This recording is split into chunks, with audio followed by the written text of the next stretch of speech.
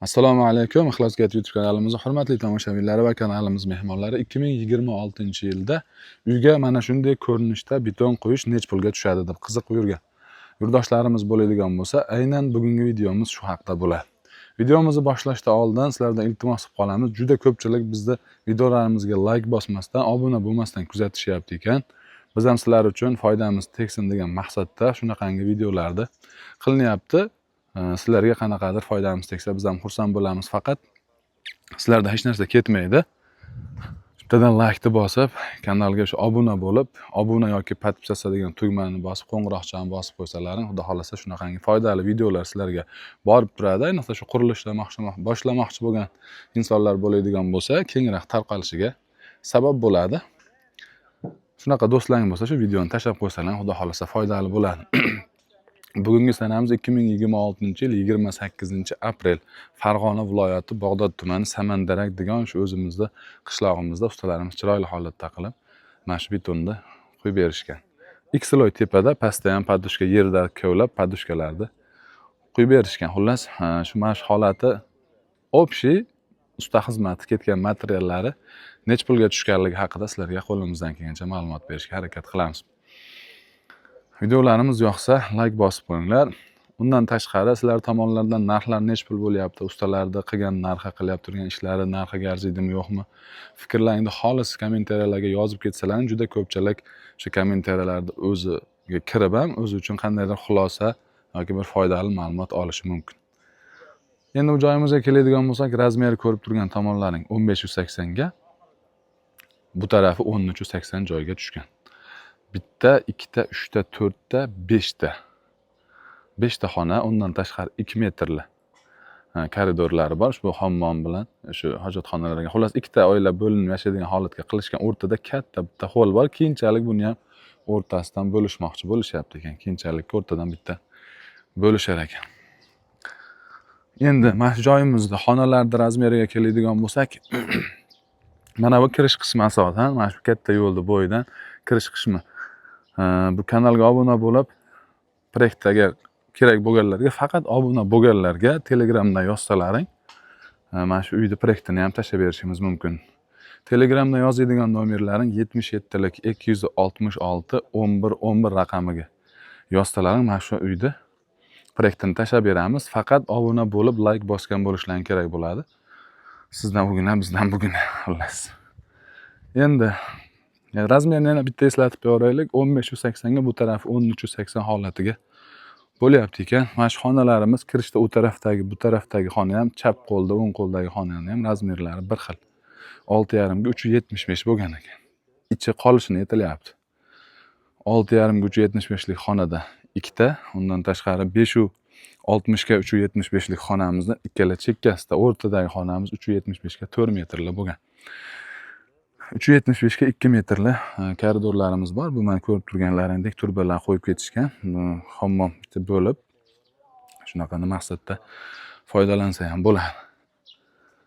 Uch-sloy holatda quyilgan, balandligi 60, eniga 40 bo'lgan podushkalarimiz eniga 80, balandligi 40 razmerda qilib berishibdi. Juda chiroyli holatda chiqibdi, xudo xolasa.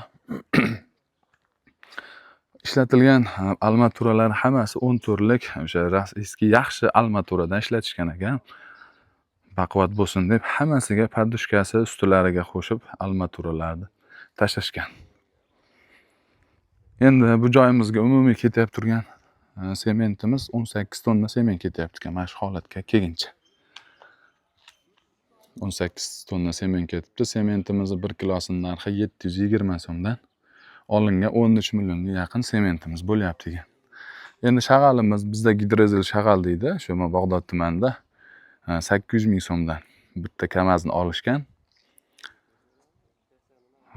5 kamaz shag'alimiz ketibdi. Unisi 4 million so'm bo'ladi. 13 million 18 tonna sementimizga 5 kamaz shag'alimiz ketyapti. 1 kamazi 800 ming so'mdan 4 million so'm. Endi ketyapti turgan, ko'rib turgan armaturalarning hammasiga to'rt qator qilib to'qilgan. Umumiy olingani 1000 metr 14 lik armatura ketibdi. Narxi 10.200 so'mdan olishibdi armaturaning narxi. 10.200 so'mdan shu joyga ko'rib turgan joylaringga ketgan hamma armaturalar 10.200.000 so'm bo'lgan. Ovozga ozgina e'tibor bermaysizlar, tomog'im og'rib qolganligi uchun ovoz ozgina boshqacha chiqib qolyapti turgan bo'lsa, uzr so'raymiz. Undan tashqari videolarimizda ham xato va kamchiliklar bo'lsa, ayblab yurmaysizlar. Endi ustalarimiz xizmati 1 metrini 50.000 so'mdan qo'yib berishibdi. Umumiy bir siloy aylangani metri 92 yo'q, 107 metr bo'lgan umumiy o'sha bir siloyi. Endi buni 3 ga ko'paytirasizlar. 321 metrga to'g'ri kelyapti. 1 metrini 50.000 so'mdan qo'yib berishibdi. Bu qanaqa hisoblanadi desa, mana shu ko'rib turgan tomonlaring 1 metr, balandligi 60, eniga 40 bo'ladigan bo'lsa, mana shu xizmati 1 metri 50.000 so'mdan qo'yib berishar ekan. Pasti ham xuddi shunaqa. Xullas shu bir siloyga 50.000 so'mga yurar ekan. 3 siloy quyilgandan keyin o'shanga qarab narxi umumiy hisoblanyapti. 321 metr joyga 50.000 so'mdan hisoblasalaring 16 million so'm atrofida xizmatlari bo'lyapti. Bu narxlar vodiy bo'yicha Farg'ona, Andijon, Namangan viloyatlari bo'yicha xuddi shu narxda borib xizmat ko'rsatishaverar ekan. Bemalol aloqaga chiqsalang bo'ladi. Nomerlarini ekranga qoldirib qo'yaman. Undan tashqari joylarga, vodiydan tashqariga chiqishadigan bo'lsa, narxlariga ozgina qo'shilar ekan, o'zlari bilan, ustalari bilan uni kelishsalang bo'laveradi. Xullas, mana shu choyimizga umumiy oziq-ovqatini hisoblamagan taqdirda o'zlaring bitta hisoblasalaring chiqadi. Kommentariyaga yozib qo'ysalang bo'ladi. 43 million bilan 45 million so'm o'rtasida ketyapti ekan. Haligi Zubachska degan armatura bo'ladi. Kichkina o'sha ham esimdan chiqibdi. O'shandan bir donasi 9 ming ekan uni.